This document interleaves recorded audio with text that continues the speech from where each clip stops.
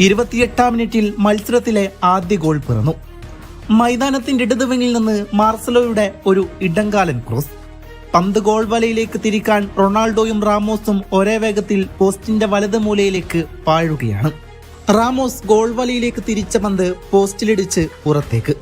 പോസ്റ്റിന്റെ വലത് മൂലയിൽ മാർക്ക് ചെയ്യപ്പെടാതെ നിന്നിരുന്ന കസമീറോ വലയിലേക്ക് പന്തിനെ തിരിച്ചു. ബെർണാബ്യൂ ഗാലറികൾ ആരവങ്ങളിലേക്ക് എറിയപ്പെട്ടു. എന്നാൽ ആ ആഘോഷങ്ങൾക്ക് 5 മിനിറ്റിന്റെ ആയുസ് പോലും ഉണ്ടായിരുന്നില്ല. 33-ാം മിനിറ്റിൽ ലിയോയുടെ തിരിച്ചടി. ഗോൾ മുഖത്ത് വെച്ച് പന്ത് ബുസ്കറ്റ്സിന്റെ കാലിൽ നിന്ന് റാക്കിട്ടിച്ചിലേക്ക്. ആ സമയം പെനാൽറ്റി ബോക്സിലേക്ക് കുതിപ്പാരംഭിച്ചു കഴിഞ്ഞിരുന്നു ലയണൽ മെസ്സി. റാക്കിട്ടിച്ച് പന്ത് നീട്ടുമ്പോൾ പെനാൽറ്റി ബോക്സിൽ മെസ്സിക്ക് ചുറ്റും 5 റയൽ താരങ്ങളായിരുന്നു.